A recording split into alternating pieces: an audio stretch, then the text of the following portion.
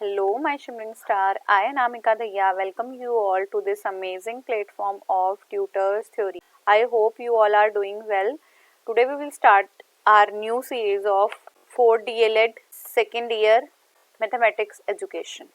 Mathematics education के लिए हम एक नई सीरीज स्टार्ट करेंगे जो मैं एक प्लेलिस्ट में ऐड कर दूंगी, mathematics education for DElEd second year. आपने अगर अभी तक प्लेलिस्ट चेक नहीं की है तो आप चेक कर लो। ऐसे ही मैंने फर्स्ट ईयर के स्टूडेंट हैं उनके लिए डीएलएड फर्स्ट ईयर मैथमेटिक्स की बनाई हुई है, एसएलएम की है, साइंस की है, टीचिंग ऑफ इंग्लिश की है फॉर डीएलएड सेकेंड ईयर, और मैं आगे भी प्लेलिस्ट ऐड कर दूंगी for curriculum and philosophy. So today we will start the unit 1 of mathematics education, process of generalization, pattern recognition and deductive reasoning। ये हमारी यूनिट 1 का नाम है। हम 1 बाय 1 इसे करेंगे। तो हमारे यूनिट 1 में फर्स्ट चैप्टर है मैथमेटिक रीजनिंग, कि अगर मैथ्स में आपको रीजनिंग देनी है तो आप मैथ्स में रीजनिंग कैसे देते हो। फर्स्ट है पैटर्न रिकॉग्निशन। पैटर्न रिकॉग्निशन क्या होता है? जब भी आपने अपने लाइफ में पैटर्न देखे होंगे, लाइक ये भी this is also the pattern, tutors theory, tutors theory, tutors theory, tutors theory. तो ये पैटर्न बने हुए हैं। पैटर्न क्या होते हैं? जब आपने किसी भी थिंग को, किसी स्टफ को ऑब्जर्व किया है तो वो अगर रिपीटेड टाइम्स एक ही सेम वे में हो, आप उसे पैटर्न बोलोगे। तो पैटर्न जैसे कि हमने टाइल्स देखे होंगे अपने घर पे, किसी डिजाइन की बनी होती है, लाइक ये डिजाइन बना हुआ है तो आगे फिर दो कंबाइन होंगी तो फिर हमारी ट्रायंगल बनी होगी। This is known as pattern. तो हम देखेंगे डिफरेंट काइंड ऑफ पैटर्न क्या है। लाइक पैटर्न इन वीक, बेटा आप लोगों को ऐसे ही लिखना है। अगर आपका क्वेश्चन आ जाता है तो इसकी लेंथ बढ़ाने के लिए लगा लो या फिर आपको डिफरेंट टाइप्स में लगा लो, तो हमें इन्हें याद करना पड़ेगा। हम सबको पता है कि जो वीक्स हैं, वीक्स के डेज हैं सॉरी, वो एक पैटर्न में ही है। हमें पता है सबसे पहले मंडे है, फिर ट्यूसडे है, फिर वेंसडे है, फिर थर्सडे है, फिर फ्राइडे है, फिर सैटरडे है एंड देन संडे है। तो ये सीक्वेंस तो आप चेंज नहीं कर लेते हो ना, कि मेरे लिए ये सीक्वेंस कुछ और है, आपके लिए कुछ और है। तो पैटर्न वही है जब आपके पास एक पर्टिकुलर सीक्वेंस गिवन हो, आप उस स्टफ को उसी सीक्वेंस में देखें। नेक्स्ट हमारा pattern of colour in the curtains. Curtains में भी आपने देखा होगा, जैसे मेरे पीछे देखते होगे आप, ये भी कर्टन्स की पैटर्न है कि ये गोल्डन है, एक ब्राउनिश है, फिर गोल्डन है, फिर ब्राउनिश है। तो ये पैटर्न इन कर्टन है। इसके बाद है geometric pattern on the wall. Wall पे क्या है? वॉल पे ऐसे डिजाइन बने हो सकते हैं। मैंने अभी टाइल्स का एग्जांपल लिया था कि हमारे घर में जो टाइल्स होते हैं वो मेनली सेम पैटर्न की ही होती हैं। Then pattern with number 6, 10। तो हमें क्या दिख रहा है यहाँ पे? 4 की प्लस एडिशन हो रही है, 4 4 ऐसे चलते जा रहे हैं। 4 3 6 5 8 7। इसका पैटर्न आप ढूंढो, मैं बता ही देती हूँ। जैसे यहाँ पे 2 हो रहा है, 2 पैटर्न एक साथ चल रहे हैं इसमें, ठीक है। ऐसे ही 5 10 6 12 ये पैटर्न। तो पैटर्न विद नंबर्स भी होते हैं हमारे पास। जो नंबर किसी रिकॉग्नाइज प्रॉपर्टी के साथ एक सीक्वेंस में आपके साथ बंधे हों, आप उसे पैटर्न बोलोगे। इसके बाद आते हैं इंडक्टिव रीजनिंग। इंडक्टिव रीजनिंग, जो बच्चे मुझसे जुड़े हैं अब तक, उन्हें इंडक्टिव रीजनिंग बहुत अच्छे से समझ आ गई होगी। मैं आपको मैथ्स का एक एग्जांपल देती हूँ। अभी तक मैंने आपको ग्रीन एप्पल का और पैरेट का बहुत बार एग्जांपल दिया है। मैथ्स में क्या है, लाइक अगर एक बच्चा है, एक बच्चे ने देखा the sum of all angles of a triangle is 180।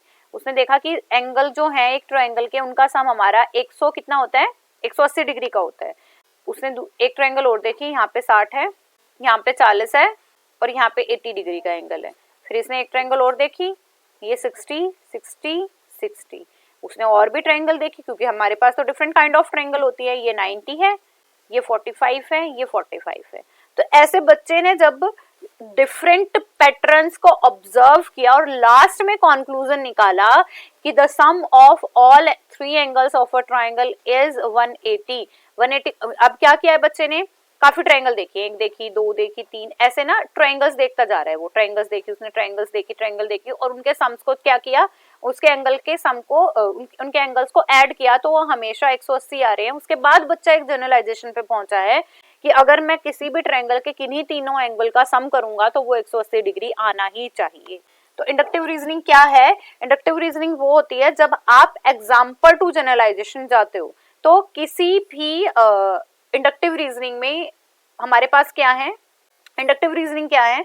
जब आपको रिकॉग्निशन ऑफ पैटर्न आप बार बार देख रहे हो तो आप उसके लिए एक हिडन लॉजिकल फैक्ट अपने दिमाग में बना लेते हो कि ये ऐसा हुआ है, और जब आपके पास उस हिडन लॉजिकल फैक्ट के लिए काफी लॉजिकल रीजनिंग है तो आप उसे जनरलाइजेशन तक पहुंचा देते हो। तो जैसे ये कह रहे हैं कि इंडक्टिव रीजनिंग इन डेली लाइफ, तो आप इसे रीड कर सकते हो। इसमें क्या है? Sujana appeared a competition test and passed it. He was wearing the green trouser of that day of exam, उसने फिर से इंटरव्यू में गया, उसने ग्रीन कलर का पहना, फिर ऐसे वो किसी और जगह गया, उसने ग्रीन कलर का पहना, तो वो हमेशा से ना उसके लिए लकी हो रहा था। तो उसने क्या अपना इंडक्टिव रीजनिंग बनाई कि मेरे लिए जो ग्रीन कलर है ना वो लकी है। ठीक है, टीचिंग ऑफ मैथमेटिक्स में मैंने आपको एक ट्रायंगल का एग्जांपल दे दिया। अब अगर आपको एक और एग्जांपल चाहिए तो हम ये बता सकते हूँ मैं कि two parallel lines never meet with each other and the distance between these two lines always will be the same.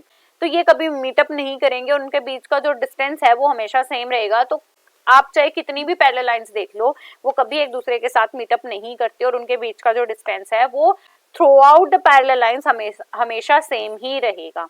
ये एग्जांपल्स हैं बेटा, ये आप पढ़ सकते हो।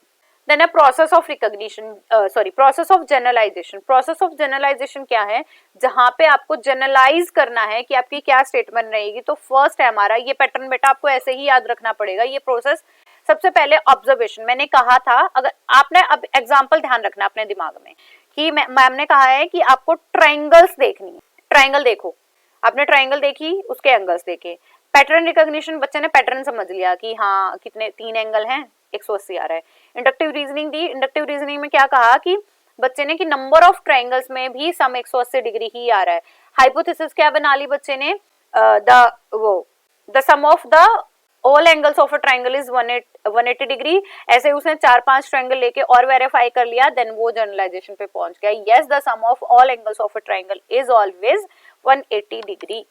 ये एग्जांपल से बेटा हाइपोथेसिस क्या होती है? हाइपोथेसिस एक जनरल आइडिया होता है जिसे आप टेस्ट करके प्रूव कर सकते हो। एग्जांपल है, देखो हम इंडक्टिव रीजनिंग करेंगे। मुझे ये टी मिला हुआ है, 1 2 3 4 5, कितने हैं इसमें? 5। 2 3 4 5 7 6 7 8, 8 हो गए। 1 2 3 4 5 6 7 8 9 10 11, 11 हैं। 1 2 3 4 5 6 7 8 9 10 11 12 13 14। अब आपको अभी तक तो कोई पैटर्न समझ नहीं आ रहा होगा। अगर मैं बात करूं, मैं यहीं बता देती हूँ आपको पैटर्न। मैंने क्या बताया आपको? 5 हैं, 8 हैं, 11 हैं और 14 हैं। ऐसी हमारे पास कोई सीरीज है। अब इसको देखो आप कहोगे मैम यहाँ पे ना 3 का एडिशन हो रहा है, यहाँ पे भी 3 का एडिशन हो रहा है, यहाँ पे भी 3 का एडिशन हो रहा है। बट कोई जनरल स्टेटमेंट बना सकते हो आप? जनरल स्टेटमेंट बनाते हैं। अगर मैं ये कहूँ 3 इंटू 1 प्लस 2, इसको देखो। नेक्स्ट देखते हैं 3 इंटू 2 प्लस 2, इसको देख लेते हैं। 3 इंटू 3 प्लस 2, देखो मेरे पास एक पैटर्न भी आ रहा है। तो मैं क्या बोल दूं? इसको बोल दूं 3n plus 2 and n will be the 1 2 up to infinity. इसको भी देख लेते हैं, ये सही हो रहा है तो हमने अपना पैटर्न बना लिया है। अब कर लो, 3 एकम 3 प्लस 2 कितना आ गया? 5। 3 दूनी 6 और 2 कितना आ गया? 8। 3 तिया 9 और 2 कितना आ गया? 11। 3 चौके 12 और 2 कितना आ गया हमारे पास? 14। तो मैंने क्या पैटर्न बनाया? 3n plus 2। अब मैंने आपको पहले बता दिया, ये कोई नहीं, अभी ऑब्जर्व कर लेते हैं। ये था हमारे पास। तो ऑब्जर्वेशन क्या करी मैंने? ऑब्जर्वेशन ये करा कि टॉप टू कॉर्नर और वर्टिकल टू बॉटम अगर मैं टी काउंट करती हूँ तो हमारे पास एक पैटर्न मिल रहा है, वो है 1t फॉर 1। पहली तो ऑब्जर्वेशन यही करी कि वो जो है वर्टिकली और हॉरिजॉन्टल कॉलम एक पैटर्न बना रहे हैं जिसका नाम है टी। और टी की जो है हर एक पैटर्न के साथ साइज जो है बढ़ता जा रहा है। एंड टी के अंदर हमारे क्या है? सब्सिक्वेंट स्क्वायर्स गिवन है। तो मेरे पास फॉर 1t कितने हैं हमारे पास नंबर स्क्वायर? 5। फॉर 2t 8 हैं, 3t 11, 4t 4, ऐसे हमारे पास nth है। और मेरा हमें निकालना क्या है? इस सम के अंदर हमें 100th का निकालना है। नेक्स्ट है इंडक्टिव रीजनिंग में क्या दे सकती हूँ? 1t के लिए 5, 2t के लिए 8, 3t के लिए 11। तो अगला मैं ये दे सकती हूँ 3 इंटू 1 से बड़ा है, 3 इंटू 2 से बड़ा है, 3 इंटू 3 से। थर्ड में फॉर्मुलेशन ऑफ टी कर सकती हूँ जो मैंने आपको अभी करके दिखाया, 3n प्लस 2, ऐसे मैं कर सकती हूँ। तो मैंने एक पैटर्न क्या बना लिया है? 3n plus 2। तो 3n प्लस 2 अगर मैंने बना लिया है, 3n प्लस 2, अगर मुझे किसी ने ये कहा कि आप 100 का निकालो तो कितना इजी है निकालना विद पैटर्न। अब मुझे टी काउंट करने नहीं है, स्क्वायर काउंट करने नहीं है, मुझे एक सीरीज नहीं बनानी है कि 14 के बाद क्या आएगा, है ना? 14 के बाद क्या आएगा? 17 आएगा, 17 के बाद क्या आएगा? 20 आएगा। तो कैसे आएगा? ये चीजें मुझे नहीं ध्यान रखनी है। मुझे मेरे पास एक जनरलाइज फॉर्मूला है, फॉर्मूले में मैं क्या करूं? पुट कर दूं। देखो मैं प्रोसेस भी फॉलो कर रही हूँ। मैंने वेरिफिकेशन ऑफ, मैंने जो हाइपोथेसिस बनाई थी उसके लिए वेरीफाई करा दोबारा से, जो मैंने आपको ऐसे एरो ऊपर की तरफ लगा के दिखाए थे। अब मैंने जनरलाइजेशन क्या बना दी? फॉर द गिवन पैटर्न हम कह सकते हैं for a given square the formula is generalisation is 3n plus 2। अब सॉल्यूशन ऑफ द क्वेश्चन निकालो। 100 स्क्वायर के लिए क्या होगा, 3 इंटू 100 प्लस 2, तो ये कितना हो गया 300 प्लस 2, तो मेरा आंसर क्या आ गया 302। क्लियर है। तो ऐसे हम बता सकते हैं कि हमारे पास कितने नंबर ऑफ स्क्वायर्स होंगे। ऐसे आप बता सकते हो कि हमारे पास एक जनरलाइज पैटर्न कैसे बनेगा। तो आई थिंक आपको समझ आ गया होगा कि कैसे किया है। सबसे पहले हमारे पास एक एग्जांपल था, मुझे क्या निकालना था उसका, 100th टी शेप में स्क्वायर्स काउंट करके बताने थे। अगर मैं ऐसे करने लगूं तो मुझे तीन ऐसे आगे तक गिनने पड़ेंगे और काफी टाइम कंज्यूम हो जाएगा। तो मैं इसके लिए इंडक्टिव रीजनिंग दे रही हूँ। सबसे पहले ऑब्जर्व किया मैंने कि जो शेप बन रही है वो टी की है और सब टी के अंदर हमारे पास स्क्वायर्स हैं। तो इन एडिशन ऑफ स्क्वायर में मैंने एक टेबल बना ली कि एक स्क्वायर के अंदर 5 है, 2 के अंदर 8 है। इसके बाद मैंने इंडक्टिव रीजनिंग दी है, 1 में 5 स्क्वायर हैं, 2 में 8 हैं और वो ना मल्टीपल है 3 का, ऐसे 3 आगे बढ़ते जा रहे हैं। फिर मैंने देखा 3 का मल्टीपल तो नहीं जा रहे हैं ये, कि 6 तो नहीं है, 9 तो नहीं है। उसके लिए मैंने क्या किया, ऐड ऑफ 2 कर दिया। तो वो मेरी फॉर्मेशन ऑफ हाइपोथेसिस थी कि मैंने क्या करा है, हाइपोथेसिस बना ली कि मेरे पास 3n+2 है। 3n+2 आ गया मेरे पास, तो मैंने वेरीफाई कर लिया उसे नंबर ऑफ गिवन टी के साथ। वेरिफिकेशन के बाद मैंने जनरलाइजेशन बना ली कि given pattern for the T shape is 3n+2। अब मैंने क्या कर लिया, अपना प्रॉब्लम सॉल्व कर लिया। तो आपको आई थिंक इंडक्टिव रीजनिंग समझ आ गई होगी कि इंडक्टिव रीजनिंग करते कैसे हैं, कि हमें सबसे पहले ऑब्जर्व करना है, ऑब्जर्व करने के बाद पैटर्न को रिकॉग्नाइज करना है, इंडक्टिव रीजनिंग देनी है, हाइपोथेसिस बनानी है। After making of hypothesis we have to prove that hypothesis, हमें उसका वेरिफिकेशन प्रोवाइड करना है एंड एट लास्ट हम उसका जनरलाइजेशन प्रोवाइड करेंगे। ठीक है, हो गया यहाँ तक 302। So it is all about our chapter 1 of unit 1 mathematical reasoning. तो मैंने आपको इंडक्टिव रीजनिंग के बारे में बताया और पैटर्न के बारे में बताया है एंड इसके क्या क्या स्टेप्स रहेंगे ये मैंने आपको बताया कि how you will do the inductive reasoning, कैसे करनी है। उसके लिए हमने एक एग्जांपल, एक क्वेश्चन भी सॉल्व किया है। आप नंबर ऑफ क्वेश्चन सॉल्व कर सकते हो एंड अगर आपको यही क्वेश्चन फॉर 10 मार्क्स अटेम्प्ट करना है तो आप 2 से ज्यादा एग्जांपल्स भी उसमें डाल सकते हो। जैसे मैंने ये एग्जांपल दिया है तो आप कोई और एग्जांपल भी सॉल्व करके देखो, आपको पता चल जाएगा कि हम इसी इंडक्टिव रीजनिंग से चलते हैं। So it is all about our today's topic.